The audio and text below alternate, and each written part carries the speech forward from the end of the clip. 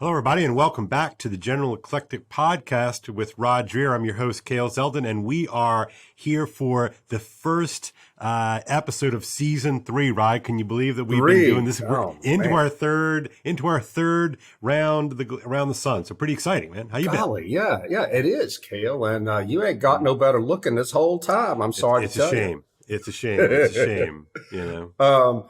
Well, we hadn't talked to each other since the holiday. We went through Christmas. We got to the end of the year, and ain't none of us died. But Pope Benedict died. We'll be getting him in a second. But I spent Christmas with my son Matt in England, in Cambridge. Oh, yeah, it was great. An English Christmas, man. It was so good.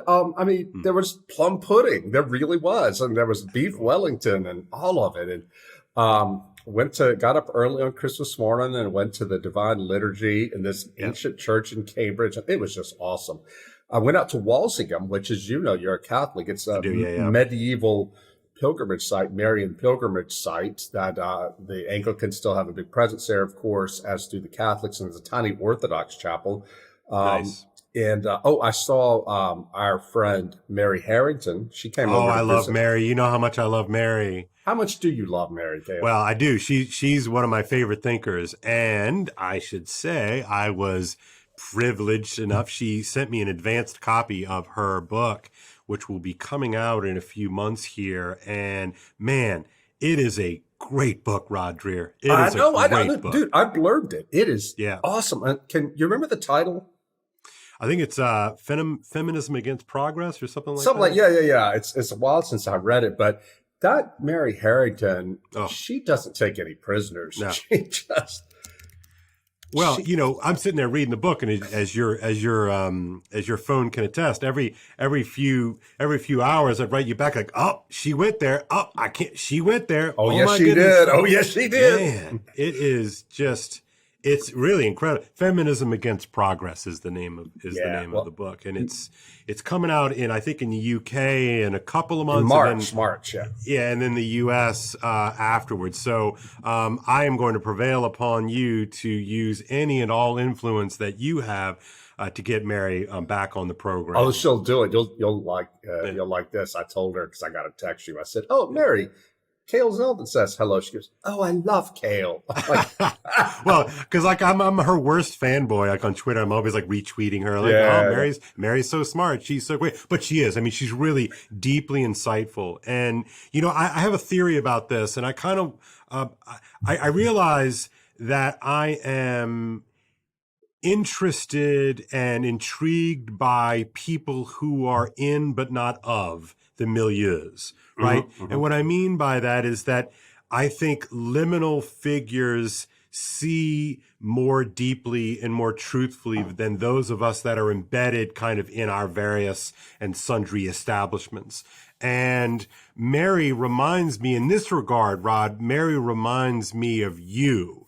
And then what I mean by that is that you are, because of your history, because of your trajectory, as a kind of a sort of a prototypical nun, N-O-N-E, even though your parents sort of identified in some sort of identitarian way with the Christian faith. I think Methodist, right? The Drehers were always Methodist, even though we didn't go to church. Yeah, so that's classic. And then, of course, you sort of, move out of that into sort of nun space, N-O-N-E space, do the sort of the classic college thing, but you start reading and you kind of read your way into Catholicism and Christianity, and then, of course, Catholicism. And then, of course, you got beaten out of it with your reporting, especially on the abuse crisis and the failure of the hierarchical church to sort of live up to its own standards. At any rate, everybody knows this, and now you're Eastern Orthodox, and now you've been Eastern Orthodox for longer than anything else in your life, right? Almost 17 years Orthodox. Yeah, that's right. So yeah. So at any rate, I've always said to you that I appreciate your position to be able to see and then also to tell certain truths about things that those of other people can't.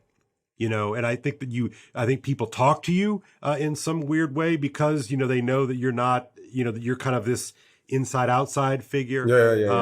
And so we'll get to the Benedict thing in just a second, because I do think that you have specific kind of eyes and ears to see and hear things. But I think Mary's in a similar situation, given her own life trajectory, which she goes into in the book, right? You know, she's sort of... we can't talk too much about the book now, but give a little background on her life. Well, you know, Mary is not, you know, if she even kind of considers herself a conservative, which is, you know, again, I don't want to put words into her mouth. I mean, she doesn't sort of self-identify.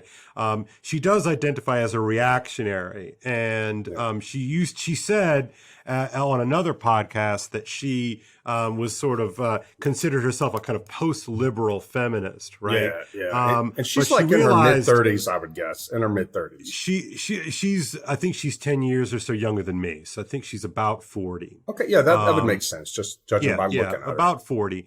And she, anyway, she said that, you know, to call herself a post-liberal is not really accurate. She's a reactionary, right? And anyway, I think given her own trajectory, you know, she was sort of all in. She says in at one point, you know, I liberaled as hard as anybody else has ever liberaled before, right? So she arrives at her position sort of through the maw of her own life trajectory, similar to you. And I think given that perspective, or given that, you know, she's kind of an outsider just watching things, she's able to see, I think, deeply in a way that some of us can't. Well, it's going to be exciting to read her book and see how people react to it. I mean, she and this woman, Louise Perry, I think you read her book too, The Case Against the Sexual Revolution. Also powerful. She's a young woman, English woman, feminist, who has seen that the sexual revolution was not no good for women and children. I mean, it's something that Christians have been saying for a while, and some feminists have been saying too. But to have someone of her generation, she's a millennial, I think a younger millennial, say it, it's really powerful. And so those are. It's interesting to go to the UK, a place that is just going further and further down the drain into post-Christian insanity. And yet to meet these exciting younger thinkers, people like Calvin Robinson, the very tall Anglican or breakaway Anglican priest, black guy whom the Church of England would not have because he actually seems to believe in the gospel. You know, it's a shocking thing to see a C of E, right? I know our good friend Reverend Daniel French will absorb the kind little blow here, but you know, to see an Anglican priest actually believe in the gospel, it's wow. Yeah, but see, this is the thing that it's something I think you and I have come back to over these last 3 years. The fact that we are in a certain period in the history of Christianity in the West where people like you and me, I mean, I'm Orthodox, you're Catholic, we have more in common with somebody like Daniel French, our Anglican friend, than we do with people in our own communions. No, that's exactly right. Because we believe in the core stuff in the gospel. And what it comes down to, 90% of the time is where we stand on the sexual revolution. And which is... Amen. I think that's exactly right. I think what is so, exciting for, you and I are conservatives, right? But what's so exciting for us is to read Mary's work and Louise's work and other people, but these are the two that we're talking about right now, and Calvin and Daniel, and is that they're seeing something about the pattern from their own perspectives that I know I've been watching, kind of pulling whatever's left of my hair out, being like, oh my gosh, guys, you can't see what's right in front of your face. And then they're able to see it through their own lenses and their priors. I think it's something exciting is happening, honestly. Yeah, well, you put it that way, you make me realize how much clearer those American conservatives who are younger and who weren't raised under Reagan can see certain realities. I mean, you will just... A lot of these people who were raised under Reagan, like the boomers and some of the older Xers, people my age, they just can't bring themselves to see the world through any other lens. And that's why I think the intellectual leadership of the right is passing to younger people, not because Reagan was bad, but just because times have changed in the same way that these old school Democrats who were brought up under the New Deal and the Great Society just couldn't shift and understand what was happening with the forces in our culture that brought us Reagan. Yeah, it seems to be seems to me rather that we human beings have a propensity to fall in love with our own frames, right? That the frame becomes more important than the thing that the frame allows you to see, right? Oh, And we well adopt said. frames, right? So we adopt frames so that we can see the truth, that we can apprehend reality. And I think it's very tempting to make it about the frame rather than what you see. I know I'm Well, yeah, just no, no. repeating Well, this myself. is look, man. This is human nature. I've, Right. you and I And look, talked. I want to. We need to guard against this at all Yeah, times. I would think. yeah. Yeah. One of the things that one of the real blows I took when I moved back down to Louisiana with my family to Yeah. small Star Hill is I went to my mom and dad. I'd been there a couple of months, and I saw somebody in town. I'm not going to get specific. Was posing a direct and dangerous threat to someone in our family. And I said to my mom and Right. dad, "This is what's happening. Y'all are the only ones in a position to keep this bad thing from happening." They turned on me and were like, "I can't believe you would say that sort of thing," because their framework told them that their son who came here from the city with all his cynical ways, looking at this Right. kindly local person who is good as gold, blah, blah, blah. Isn't this awful what our son is saying? And don't you know, within a year, everything happened like I said it was. And my parents were Wow. like, "Oh my God, we didn't see it coming." How could one know? Right. I And know. that's I know. always Well, like the, I say that not to like, crack on my parents, but just to say right, that, right. Yeah, this fair. this is human nature. All of us can fall into that. Because Totally. for them, the just they couldn't accept anything that violated the frame of the world, the order in which they saw the world, and that, my friend, is a nice segue into talking about Pope Good. Benedict. Yep. Great. Because that's relevant to his life too. He died on the 31st of December while we were all out for break, and 95 years old, I believe he was. He was a Pope Emeritus for longer than he was Pope. I went down to Rome for his funeral. We could talk about that in a bit, but I want to bring him up in context of this discussion because having read over the past week or so since he died, having read Peter Seewald's authoritative biography of Benedict. Link is below in the notes, guys. Yeah, Seewald knew him and talked to him since 1992. They've been close correspondents. It really struck me that Ratzinger, above anybody else in the Catholic Church at that level, understood the times and understood them deeply and understood them since the 60s. He was really one of the great intellects of our time. Yes. And this is something that we in America, even though we knew that a lot of liberals in the church, a lot of theologians didn't like him, God's Rottweiler, Panzer Cardinal, things like that, which weren't true. But I don't know about you, but I had no idea at all how hated he was by the German theologians and by European theologians. It was so scandalous and so vicious. And you know what it was? It was 100% about the sexual revolution. He would not bend on the sexual revolution, and they called him every name in the book. But you know what? That man was right. And in 100 years, in 1,000 years, if we're all still here, people will remember Joseph Ratzinger. They won't remember Hans Kung or any of the people who attacked him in the name of the sexual revolution. Yeah, it's interesting. That's another corollary, of course, with Louise and Mary's work, right? This the sexual revolution and really trying to come to terms with it. And of course, it's interesting links to paganism, and it's interesting links to the technium, right, or the machine, as Kingsnorth calls it, right. But there's this ability for some people to kind of see through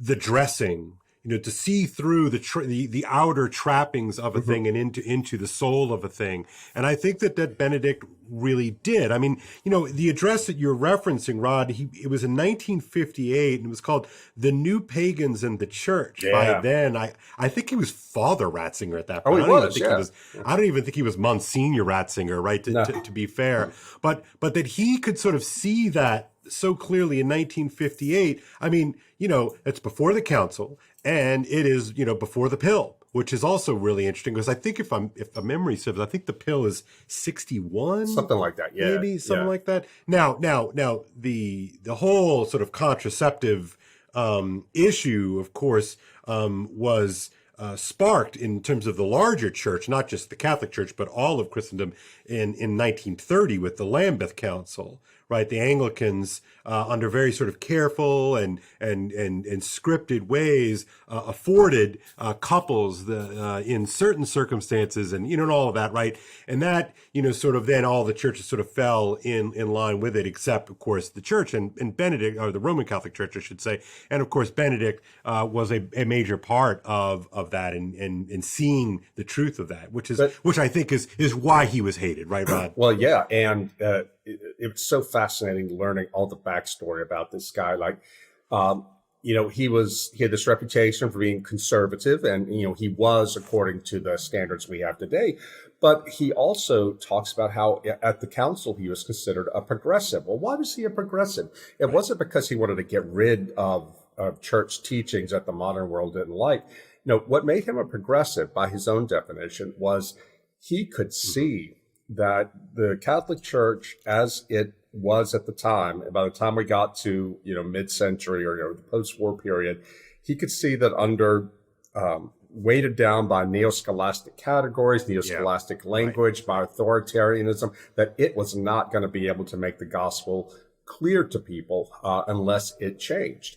And he was alive, right? I mean, or alive, yeah. My sense of sorry to interrupt here, but my sense of it is that he recognized that the sort of the tired neo-scholasticism was a kind of a dead letter office, right? That it had lacked the kind of vitality that it would need in order to answer the challenge of the new paganism, Precisely. Right? And I think that's so essential.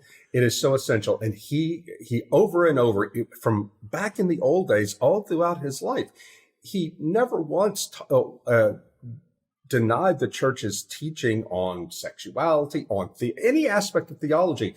He was for the council because he wanted to do the things that would make it easier for the church to proclaim the authentic gospel, authentic Catholic teaching in the modern world. Now, the tragedy there is he as much as he saw coming, he didn't see that it was going to get as bad as it was. He had taught in Tübingen in Germany and different German universities in the post-conciliar period, and he was just wrecked by the radicalism that was unleashed at the time. Yeah, tell me that story. That's a great story. So he's a professor at Tübingen, right? Tübingen, yeah. At Tübingen, sorry, yeah. And so what happened? Like, this is a great story. Which story are you talking about? You talk about like he was sort of just appalled by the behavior, like of students, right? The students. There was like this mass demonstration there of, I think, theology students who were saying, "Cursed be Jesus," and it was like the world turned completely upside down.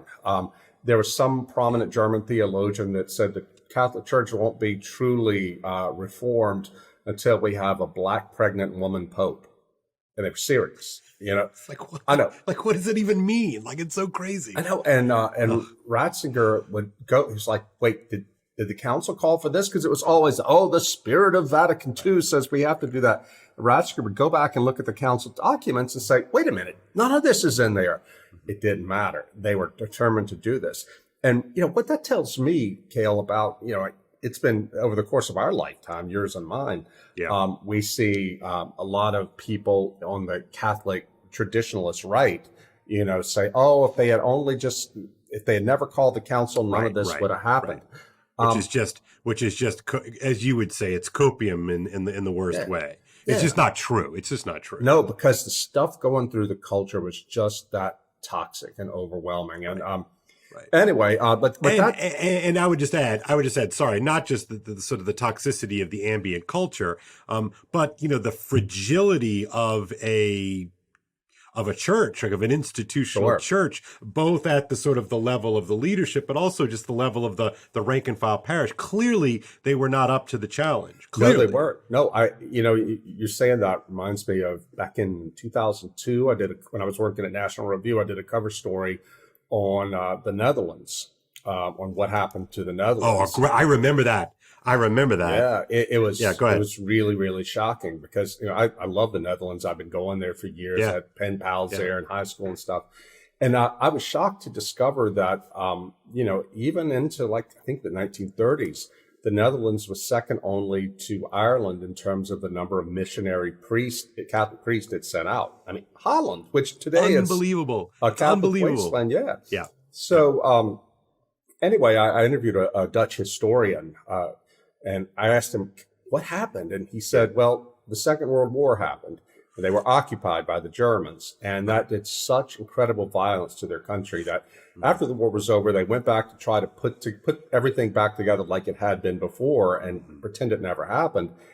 But everything was so fragile that when the first winds of the counterculture started blowing in the early 1960s, everything instantly collapsed because people didn't have it in their hearts to believe. Yeah, I think this is such a rich, you use the word pretend, Rod, and I maybe riff a little bit on that because I think that is part of the pattern that I see, now around us, that there's a lot, and again, this is not really ideological, right? It's not like just the left does this or just the right does, or, it seems to be independent of your political priors, that we seem to be really motivated by pretend. Yeah, well, we want to keep things together on the cheap, without having to put a commitment into it. Yeah. And this is what Benedict saw. Ratzinger saw going into the council. He somehow, even though as conservative as he was in his theology, he discerned that there was so much weakness within the structures of Catholic society and Catholic institution. And you know what did it to him? The Nazis. He came from an anti-Nazi family. I mean, people said, "Oh, Nazi Pope." Yeah, he was drafted into the Hitler Youth when he was a kid, but his family were always anti-Nazi. They were strong Catholics. Yeah. But one of the things I learned from reading this biography was he saw what the Nazis had done in Germany and how they had been welcomed by most Germans. And what it taught him was we must really not be a Christian country, because a truly Christian country would not have accepted this. And so this was part of his thinking, young Father Ratzinger, for the council. It's like, we've got to do a better job of being able to articulate the gospel because we don't want things like Nazism to take hold. But, that stuff's hard, Rod. I mean, right? I mean, to actually invest, not necessarily monetarily, but to actually sacrifice and to sort of build out reality, it's easier to sort of put up a kind of, dress it up with a little pretend, right? Yeah, I think we're going to, vote ourselves out of this situation. Right. But anyway, he was really a prophet in that sense. But the thing that's amazing too about reading this book about Ratzinger is how unbelievably gentle he was as a person, as a scholar. His failures in governing the Catholic Church as Pope had everything to do with the fact that he was a gentle scholar, someone who saw the best in people and didn't want to think the worst of them. Cardinal Mueller is quoted in the book, Gerhard Mueller, who was the head of the CDF, the doctrinal office of the church. He says that was his problem. He had no guile in him, and it was hard for him to see it in other people. And he was merciful. That's a tough, I would say, in my life, in my experience, I think it's really hard if you genuinely have a sort of a lack of guile, that you just, if you're a kind of a genuine sort of earnest person, I do think that you have a harder time believing what guile can accomplish. Like it's just hard to imagine that someone could be so merciless, so mercenary, so unattached and uninhibited by conscience or truth, that they can do the kind of political machinations that are required to do the kind of things that we see, right? And so I'm sympathetic, although I try really hard, to remind myself, of, dark hearts are capable of dark things, and most of us have dark hearts, and so we really need to kind of remind ourselves of that on the regular. That's right. But this popular idea that Joseph Ratzinger was this hard ass, I mean, it could not be further from the truth. And this too, since he resigned in 2013, citing his health, said he just wasn't strong enough to continue on. a lot of our friends on the Catholic right criticized him for this. They said, you left us, you abandoned your post, you left us to the mercy of Pope Francis, and they were angry at him about it. And there have been times when I thought, they have a point. Well, I learned from this book that man was so weak and so sick for so long. I mean, even, John Paul appointed him the head of the CDF, the church's chief doctrinal officer, in 1981. After 10 years, he was begging John Paul, please let me step down. I'm exhausted. And he physically was. He had a frail constitution. He had a heart problem. He had suffered from constant headaches and had since the 1940s, sometimes so bad he couldn't even work. But John Paul wouldn't let him do it. He said, I needed you. And you can see why now, because he was the backbone of a doctrinal backbone of John Paul's papacy. And he carried on there until John Paul died. Then they made him Pope. He was blind in one eye for macular degeneration. I mean, all of this stuff.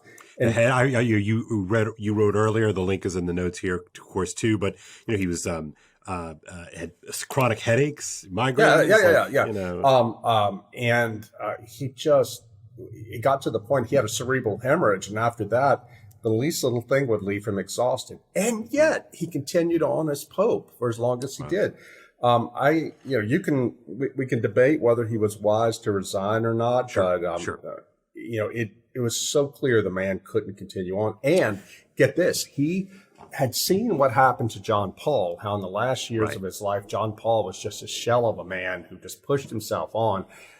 You could call that heroic. In some ways it was, because he wanted to show that, there's an important role even for the sick and the infirm. But Ratzinger also knew that a weakened John Paul was putty in the hands of some of these unscrupulous players like Cardinal Sodano. When people talk about how, Pope Benedict didn't do enough to fight sex abuse in the church. I mean, generally that's true. None of these guys ever do enough. But Pope Benedict did more than John Paul, more than anybody else in the church to fight it. And he wanted to go after Marcial Maciel, the extravagantly corrupt and dirtbag founder of the Legion of Christ. But John Paul wouldn't let him. And John Paul wouldn't let him because Cardinal Sodano, who was the Secretary of State under John Paul, the number 2 in the Vatican, and John Paul's secretary, Monsignor Stanislav Dziwisz, Maciel had bought him off. I don't mean literally, although maybe, but they were in his corner. And Ratzinger saw that he was powerless with those two standing guard over this feeble and infirm Pope. So it made perfect sense to me, reading this book, why he resigned. He just could not possibly have known that the cardinals would elect this liberal who would go about undoing all of his legacy. Yeah, I read something the other day that if Benedict had been even a little bit more savvy in terms of his resignation, in other words, if he had waited, I think something like 6 weeks more, a big chunk of the St. Gallen crew, Mafia, who basically got Bergoglio elected Pope Francis, if he had waited 6 weeks, they wouldn't have had the numbers. Like these incredible what ifs. And so, in other words, if he had had any kind of guile, right, he would have been like, okay, I can hold off for another few months, in order to assure some smoother transition to something a little bit more sane than, as Cardinal Mueller has pointed out to you, I believe, the dumpster fire that we have the right shitstorm. The shitstorm. Sorry, yes, a shitstorm. Right. It is a shitstorm. So I'm not surprised, that Benedict, that's just not the way he thought. And look, full disclosure, I tweeted out upon news of his death that, I felt a little ambiguous about things because I do feel, that I do. I feel that that he gave us our situation, sadly. Yeah. And now I have a much more nuanced appreciation of it, largely, through our conversations and a lot of the stuff that I'm reading. But it's a big deal. It's a big deal. But Kale, could it be that if the church after this, however many years of the John Paul papacy, and then 8 years of Benedict, or 6 years of Benedict, however long it was. Yep. If things could fall apart so quickly, if Benedict resigning, is it the case, like we were talking about the council just now, that things were so rotten anyway? I mean, that's a good point, man. That's a great point, and I think that bears repeating. If I'm understanding you correctly, basically that if the council comes along in the early 60s, and along with the surrounding cultural chaos of the coming sexual revolution, was so able to dismantle and disrupt, if you will, the sort of the day-to-day machinations or the day-to-day operations of the church. Not even a decade into the Francis pontificate seems to have had a similar kind of disruption and dismantling of the JP2 B16 détente, right? Sure. All right, well, think about it like this.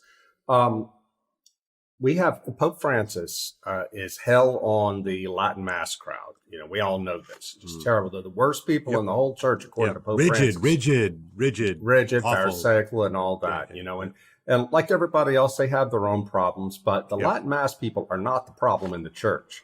You know, exactly right. And Benedict himself, he gave them the Latin Mass back because he saw, why should we do this? And his famous quote, I'm going to mangle it, but it was something like, how can something that had been at the center of Catholic life and worship for so many centuries suddenly be bad? We have to throw it out. All right. Well, now Francis calls the people, the minuscule number of people who love the Latin Mass, they're a thriving community. They're small. He calls them the worst thing in the church. All right. But Francis also extols Father James Martin, the, pro-gay, pro-transgender, Jesuit based in New York, who is constantly being taken to the Vatican to meet Francis in front of the cameras and all that. This guy is a total sexual revolutionary within the church, though he's a Jesuit, so he knows how far he can go. If the Catholic Church were strong now and strong in its bones, this would never happen. Yeah, no, I think I think what you're saying is correct, and I think very fair.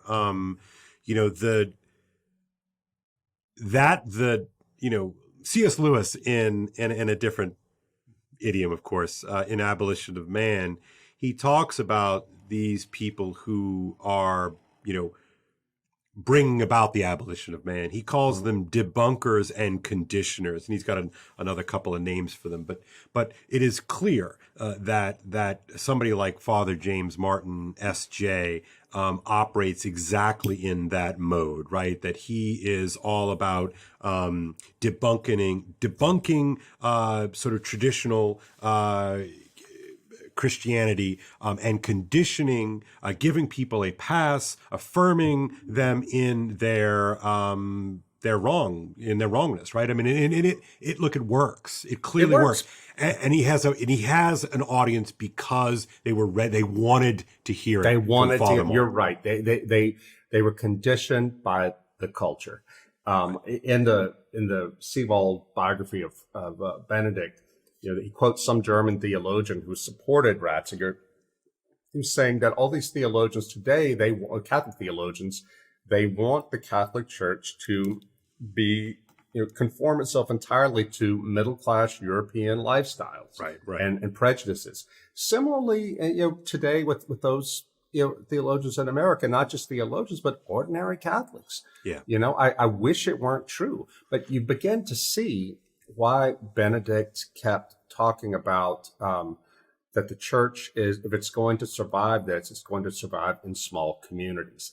Now, that was something, too, that really surprised me reading this biography, because I knew, because Monsignor Gainsfine, his secretary, had come out in 2018 when I was in Rome and given this incredible speech endorsing my book, The Benedict Option. And, Again, Rod's retelling of that story is in a great post that it's also in the notes here. It's a fantastic story. Yeah, and I was blown away by it. But reading the Seewald book, I understood better why Pope Benedict authorized his secretary to come give that speech, because he saw Joseph Ratzinger saw over the course of his professional lifetime the corruption of the elites in the Catholic Church, the theological elites.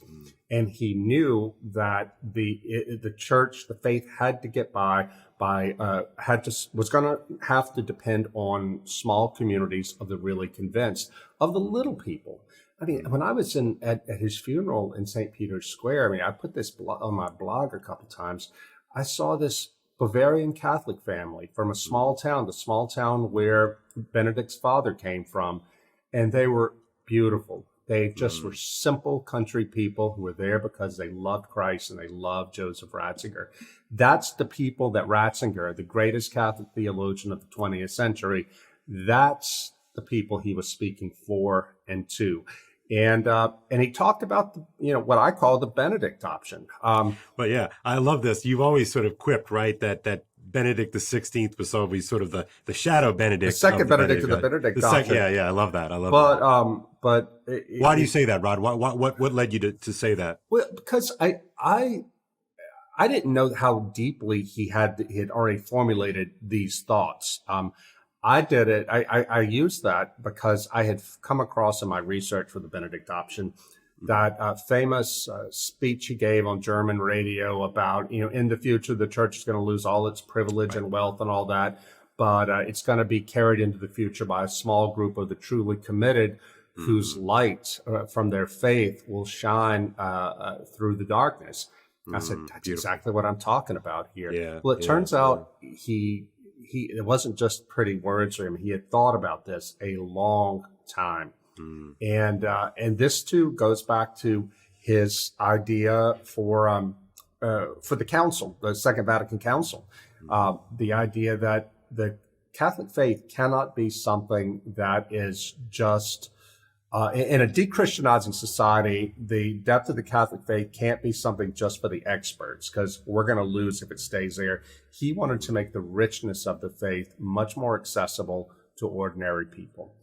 Because I think he must have seen, Kale, that, in a post-Christian society, and it had to be a post-Christian civilization that would welcome the Nazis, that, the church needed to be prepared for this. And I got to say, he talks in his writing about the age of Antichrist. Seewald quotes him on this. He doesn't talk about, the Antichrist is coming tomorrow. He may have believed that. I don't know. But he said that what Antichrist means is the turning of the human into a machine. Whoa. Okay. Now this is something I've been really thinking a lot about lately. No. Man. I was reading this. I'd never come across that before, but it's in Seewald. Said this is something Paul Kingsnorth has been talking about. A lot of people have. But Ratzinger got there first. And he was saying that, this is what's attacking the church and attacking the faith. It's not just attacking the church and the faith, it's attacking humanity. And insofar as the church is unable to understand itself and be confident enough to resist that, we're going to lose. And humanity, man, is going to be abolished. Ratzinger got it. And when Ratzinger, this prophetic figure, when he talks about the only way the church is going to be able to come through this is in small groups, I'm thrown right back to what Father Cassian Folsom, the founding prior of the Benedictine monastery in Norcia, told me in 2015 when I first visited there. I told him the Benedict option idea, and he looked at me and said, well, I think you're right. And the truth is, the only Christians who are going to make it through what's to come are going to be those who live some version of that idea. Again, it's there in Ratzinger. There's that internet meme, NGMI, not going to make it. Like if you think X, Y, or Z, I don't know what to tell you, but you're NGMI. And it really is remarkable to me. I think about the figure of Benedict and other historical figures, of course, who lived through the Second World War. And what would it have been like, Rod, the American experience of the Second World War, as the First World War, frankly, was a horror only really for the soldiers who fought it. Yeah. And, you didn't see Star Hill get destroyed. I didn't see Metairie, Louisiana get destroyed. Men went and got killed, and that's horrible unto itself. But there's just something about watching your world. Now, imagine you're young Benedict, right? And you're a child, and you all you've known, right, is that something is wrong. Mom and dad are freaking out, and you're getting conscripted into this ridiculous, Hitler Youth thing, right? Yeah. All you know is this, and then all of a sudden it's over, right? Mm-hmm.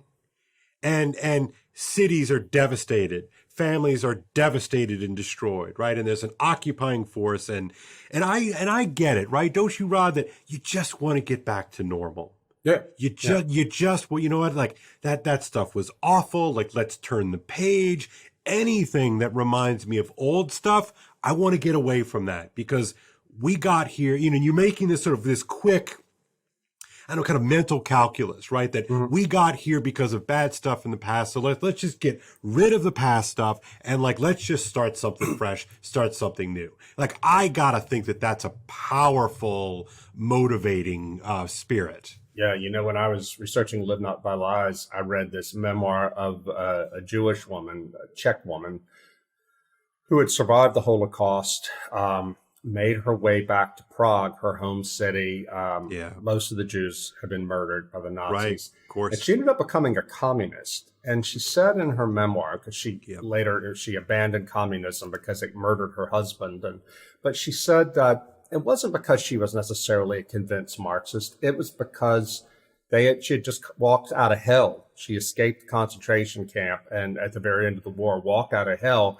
And the furthest thing from Nazism she could find was communism. Right. It promised them hope. It promised them, deliverance from the horrors that they had. It promised them all the things. It promised them a bright future when they didn't believe they had one. Well, it has an eschatology, right? And it does, now you and I can sort of, in our little nerdy pinheaded way, say, well, actually, that's just the eminentization of the Christian eschaton. But the wounded, suffering person sees teleology as well, thank you, that I need something to look forward to. Yeah, side note on that point, I read a book this week called The Dawn of Christianity by a historian named Robert Knapp, and he was talking about the early church and why it took off, and he talks about how theology really didn't have much to do with it. He said for ordinary people in those times, it was all about magic. It was is this magic stronger than the other magic? Right. And he talks about the miracles that Jesus performed, and also the apostles performed back then. I mean, he doesn't write from a religious point of view. I didn't get the idea that he himself was a religious believer, but he had said something had to be happening there to win over the masses, because he said most people aren't like philosophers and theologians, that they think themselves into a faith. Most people are just wondering what is going to help end my suffering and help bring stability to my life. That's right. I remember listening to a couple of podcasts of our friend Paul Vanderklay, the pastor out in Sacramento, and he did a series of sort of shows on that idea that, look, Christianity took over because it worked. like it worked. Like miracles were real. There's no, sure, powerful personal witness is huge, but the fact of the miracles experienced as fact, right, is the only thing that can account for the radical transformation of a people. Yeah. Right. That, like you said, these gods work better than those gods. Yeah. Right. I mean, that's there's and you call it magic, understanding, of course, that magic is a kind of the way that we see science. Look, why is science destroyed in so many respects? The comfy position of the church in the West through the Enlightenment, because it worked. Right. It has power, right? And so we tend to worship power. Sure. Now, you and I happen to believe, of course, that there's something larger in behind all of that, but that I don't want to get sidetracked with a conversation about the Enlightenment. Your point here is that the original transformation of the pagan world was the reality of miracles that worked. Yeah. So anyway, just to go back to what you were saying, why people were attracted to or wanted to cast off the church, this religion, because they thought that, well, it didn't save us from Hitler, it didn't save us from the Holocaust. But, one of the great things about Ratzinger, too, is that he was probably the last Christian humanist at his level, because he really did believe in the best parts of the Enlightenment.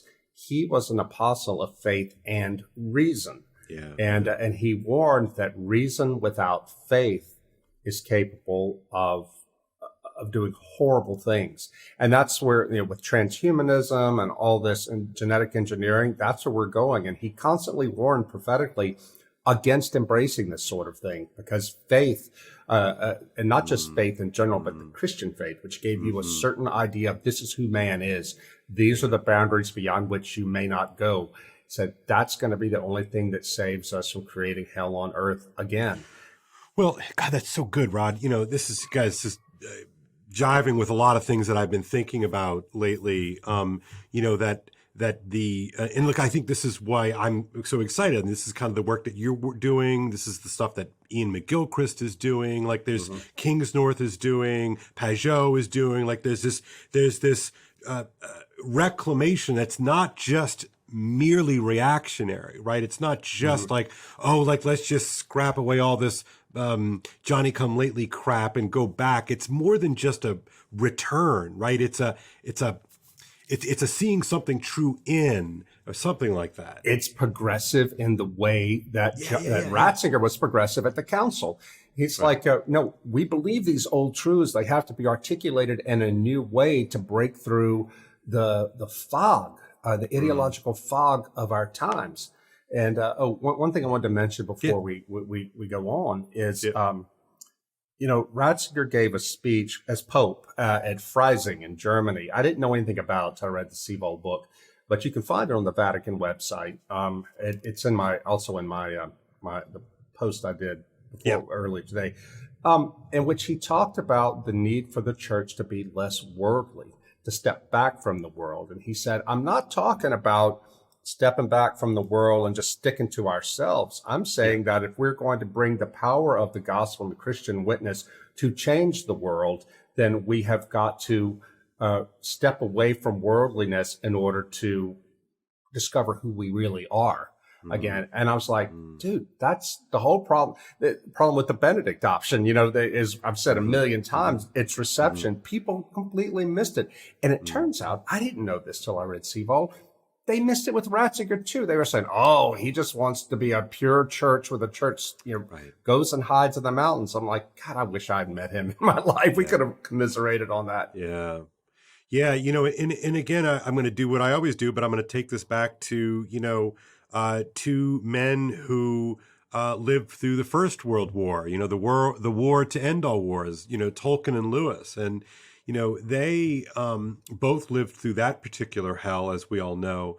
But unlike everybody else in their generation, essentially, instead of buying the hell, right, buying the nihilistic hellscape that was revealed in the wake of the trenches in World War I and the wake of the gas chambers in World War II, they recognized that more nihilism is not the answer, that instead of giving over to those particular siren songs of the devils, rather that this is when we need meaning all the more. And so they both recognize the allure of power, right, that you're talking about. I mean, but it's so commonplace now, but it's like there's something about the power of the One Ring. It's like we all think we can use that power. Right. We all think that we can sort of, to use McGilchristian terms, left brain our way into heaven. But we can't.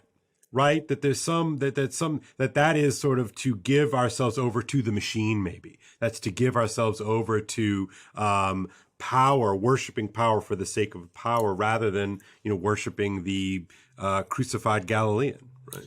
Well, and this brings us to maybe the final point before because we've got to talk about the funeral itself before we go. Yeah, please. I read a book by Antonio Socci, Socci. It's he's a Catholic writer, Italian guy, and I forget the name of it now. I blogged about it. Go ahead. I'll get it. Go ahead. Yeah. Anyway, he wrote about Benedict's resignation. This came out a few years ago, and he's a conservative. But he talks about Benedict resigning in the sense of relinquishing power to conquer as a lamb.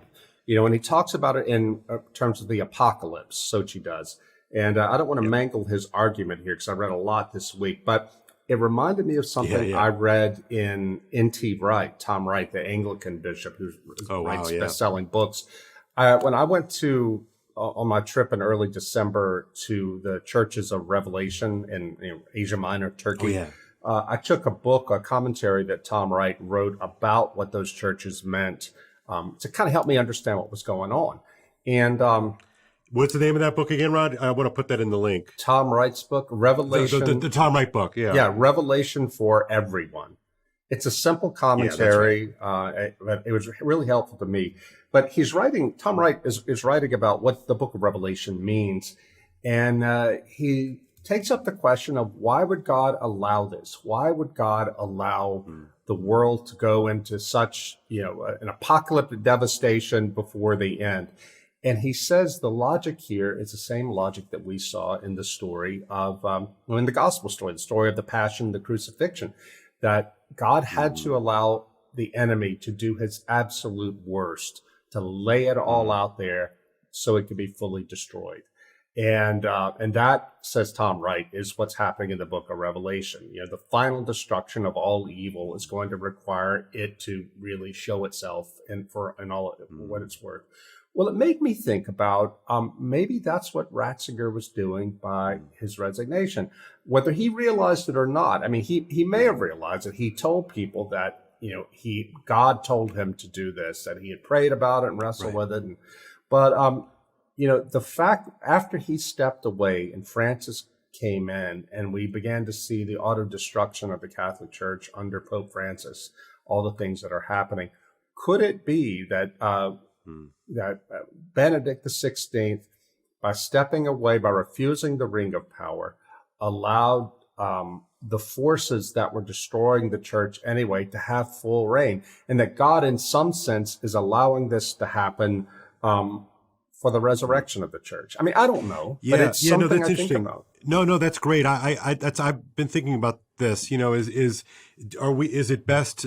I'm going full Lord of the Rings nerdery right here, but is it best to understand this as a kind of like the Frodo option, right? That it's not Boromir who wants to take the ring and take the fight to the enemy and blah, that kind of chest thumping kind of thing, but it's Frodo and Sam, right, in this weird sort of way that have to kind of fail, right? I mean, they fail, right? It's only because Gollum is worse than they are, right? And bites off his finger, right, and then goes into Mount Doom, blah blah blah. Anyway, the point there is that maybe that's right, Rod. Maybe that we have to take Benedict's prayer life seriously. Again, you don't have to be a Catholic or not, whatever. It's like you have to take his prayer life seriously. You have to take his intellectual formation seriously. You have to take the fact that he was a serious man and a good man seriously, right? You can't pretend otherwise. And you could argue and quibble, right? Mm-hmm. But so you have to take his intuitions for real. Yeah. Right. Well, and that this was not a frivolous man.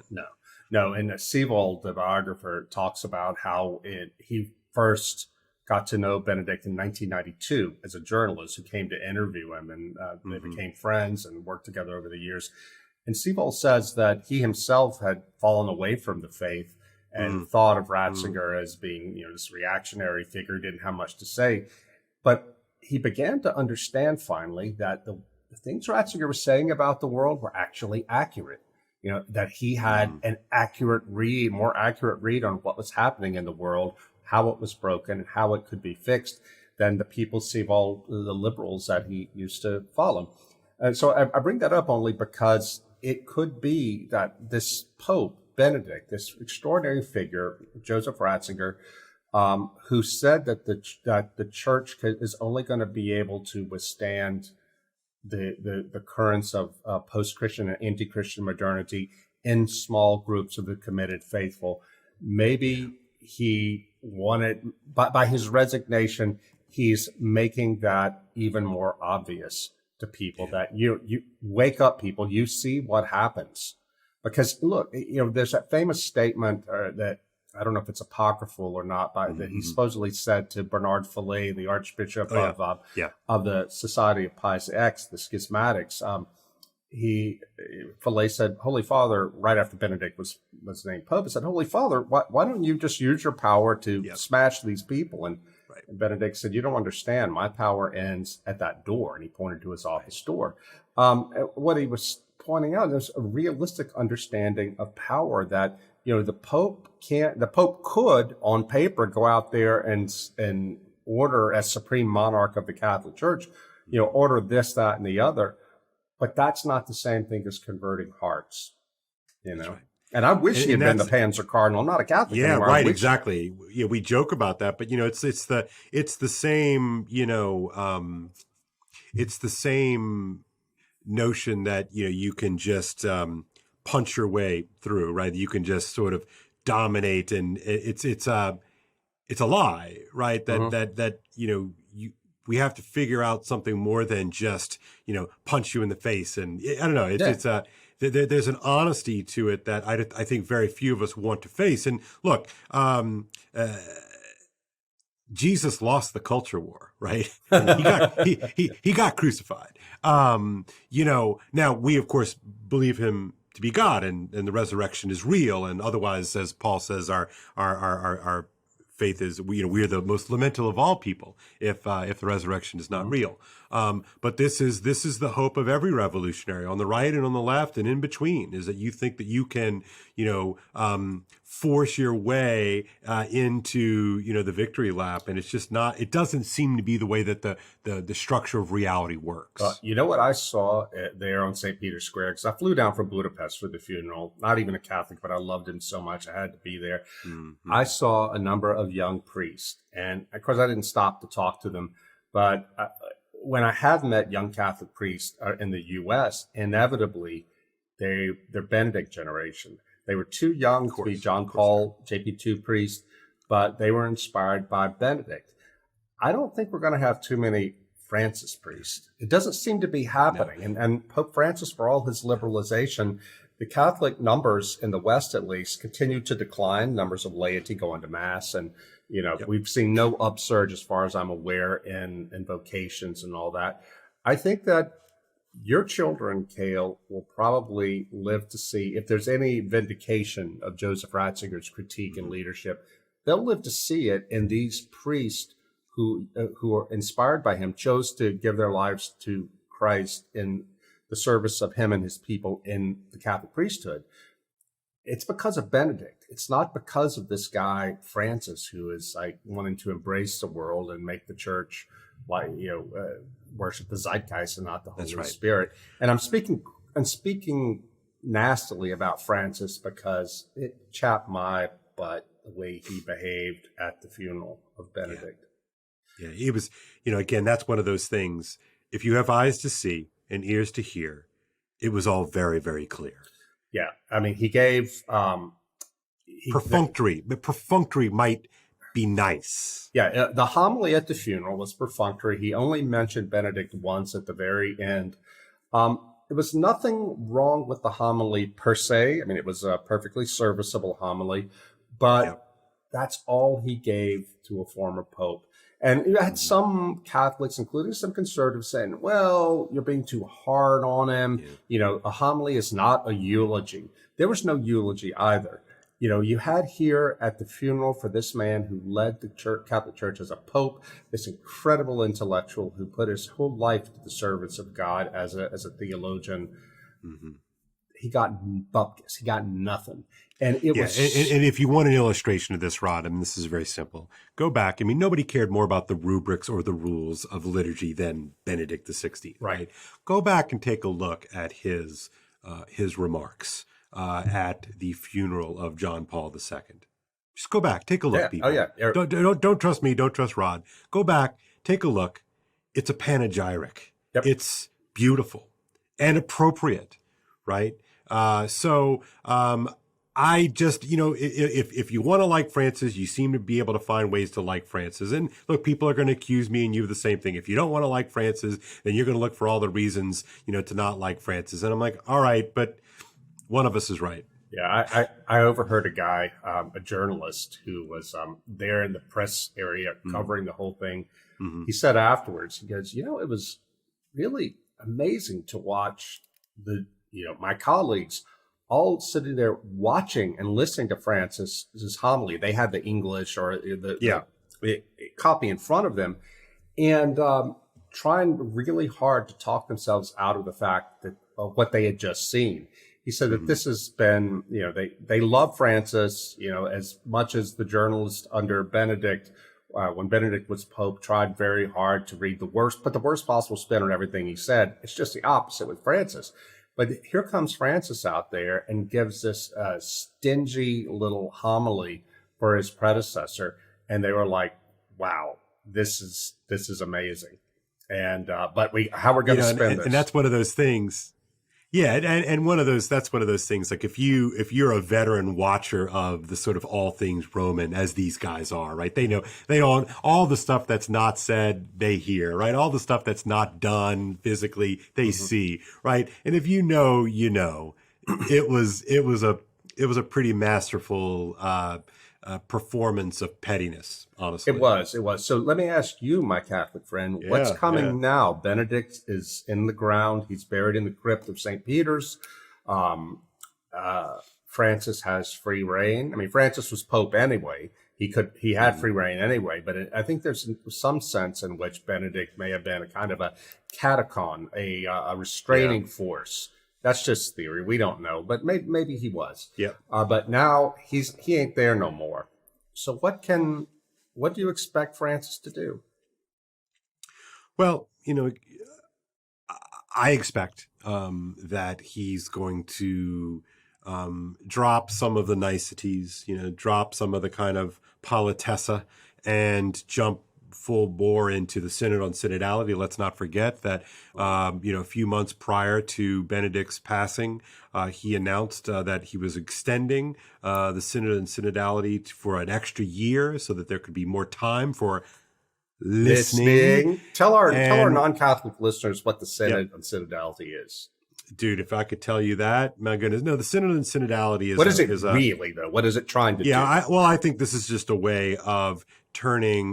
the way of calling for Vatican III without calling for Vatican III. Manufacturing consent for further liberalization. Yeah. It seems pretty clear to me that that's where, again, progressiveness in full speed ahead. But again, Rod, and I tweeted about this actually this morning in a different way, but the whole notion of progress, right, is predicated on a notion that there's somewhere to progress to, right? So if I'm on a trip to Budapest and I can measure my progress to Budapest, but if I'm just on a trip, I'm not being progressive unless there's somewhere to go. And it's always curious to me that the progressives love to move the proverbial goalposts, right? It's always over around. So, I just think that there's going to be more liberalization. I think that the presbyterate is going to continue to be depressed. I think that the laity are going to fall away. And I think that this is, if I'm being honest, which I'm trying to be honest, I think this is all on purpose. I think the purpose is to humiliate and to accommodate to the world. And, I don't know how they would answer. What is the project exactly, Rod Dreher? I don't know. It seems pretty clear to me, but at this point, I don't have the Pope's ear. Well, so I don't know what the goal seems to be. More of the same, which seems to be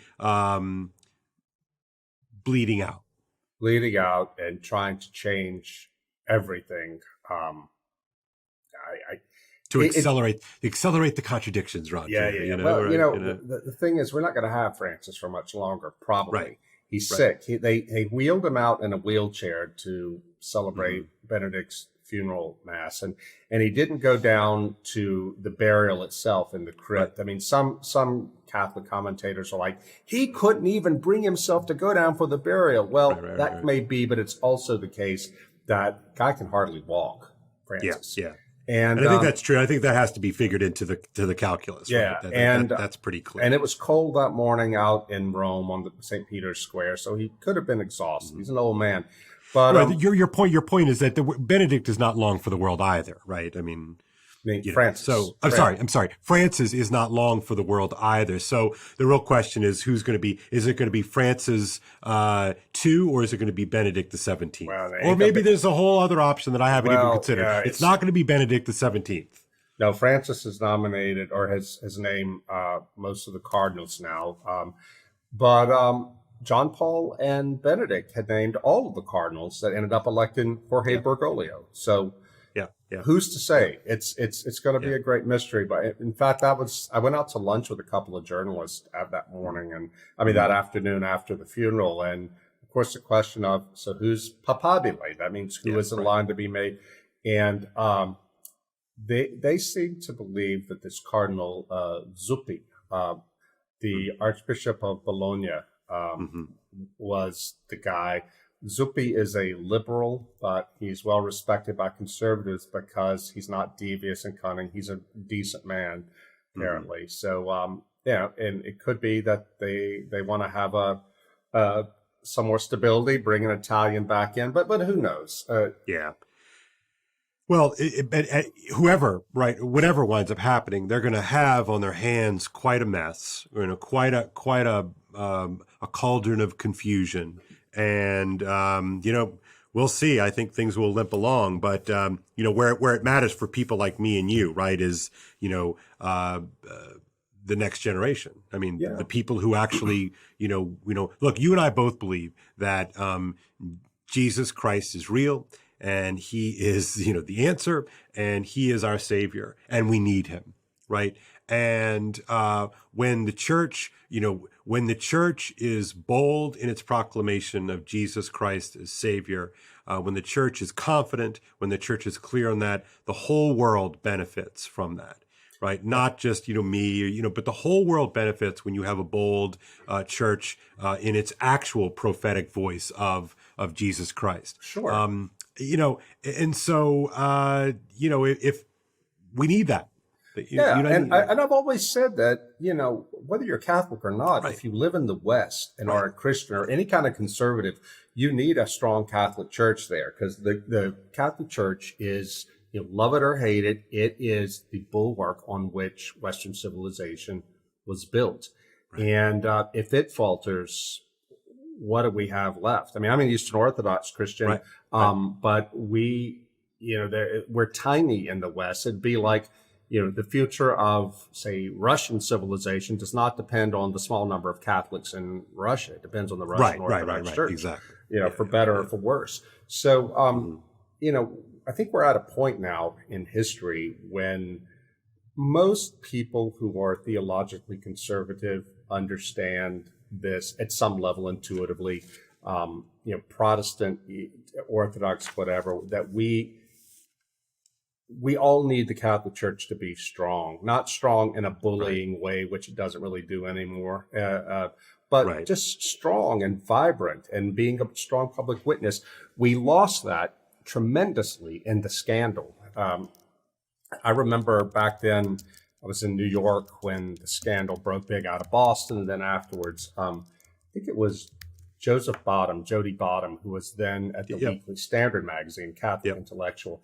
He had been helping the American bishops, the U.S. Council of Catholic Bishops, work on some statement. I think it was about genetic engineering or something really important. And I remember being somewhere where he said all that was out the window because nobody was prepared to listen to the bishops on anything because of what they had done here. Right. And that's the tragedy of the lost witness, right? That's the tragedy of the lost witness. Yeah. Sure. And so, but I think, and I hope that Benedict's passing, and if Francis does, as you and I think he'll do, and accelerate his program, it will draw into relief the prophetic model that Joseph Ratzinger said about small communities of the really faithful who really understand what the faith is and are prepared to hold on to it even when the leadership of the church fails. Yeah. Right. And we always have to remember, of course, that the church is not just the dudes who walk around in black robes and put on costumes at mass, right? The church is larger than that. It's us, right? So, It is. Anyway. All right. Well, look, Rod, great opening salvo here for season 3, episode 1. Folks, we've got all of the links for all the books and articles right below here in the show notes. You can see Rod Dreher at his blog at The American Conservative. Rod has a Substack. You can see Rod on Twitter and other places. I And have you a too, Substack. brother. I do. I have a Substack, kalezelden.substack.com, and I'm also overly active on Twitter. So At Kale Zelden. at Kale Zelden and at Rod Dreher is yours, right? So Yeah, well, can I say something real quick? I know we're over Yeah. time, but I gotta get this in because this is one of the things that is just at the core of why I'm a Christian, why I'm a joyful Christian, even though I complain all the time about decline and fall. Over a couple of years ago, I was traveling somewhere in Europe promoting one of my books, and I met this Italian man. He must be in his 30s now. School teacher, Stefano. And he'd come out to one of my things. Anyway, long story short, Stefano told a story about how he had been raised in a communist family in Rome, and no faith at all. And then all kinds of things happened. I'm not going to get into it here, but it culminated in a miracle. An angel came to him and he was converted. And eventually he converted his whole family to Catholicism. And I said, that's one of the most amazing stories I've ever heard. Well, I wrote to him a couple months ago and said, hey, I'm writing this book about reenchantment. I'd really love to get your story in there. Would you write it down for me? Well, he sent it to me the other day, finally. He said, this was hard for me to write. And I ended up putting the whole thing on my Substack. That's because it's a little bit too woo-woo for the blog. But he talks about in there about what happened to him was he was a college student then. Yeah. He comes out of he's standing on the street in Rome with his cousin. A homeless man across the street walks over to him and said, hi, Stefano, I finally found you. And begins telling him about his life, about things he had done, and said, Jesus Christ wants you to know that you don't have to be afraid anymore. And he witnessed to him. And then he fell on the ground, the homeless man. Stefano had never seen this man before. And began to say the Our Father. And after each line of the Our Father, he would praise God for having allowed him to complete his mission to meet Stefano and proclaim the gospel to him. Well, needless to say, Stefano converted, total change of life because he had been into drugs and said he had been a blasphemer and all kinds of things. Wow. And then ultimately, he witnessed to his family. They converted. Even his communist father on his deathbed accepted Christ. Now, I bring that up here, Kale, to say that after we spent this whole hour talking about Joseph Ratzinger, what he witnessed to in his life, the problems in the church and all that, that's what it's about. Joseph Ratzinger died with these words on his lips. Jesus, I love you. Mm-hmm. There it is. There it is. The greatest theologian in the Catholic Church in the 20th century. That's what he died saying. That's the heart of it. Those are the most important words he could have said. So good. That's so good. Man, all right. Well, that's great. Rod, we will, I guess, see each other next week for another exciting episode. Thank you so much, brother. We'll see you next time. Bye, everybody.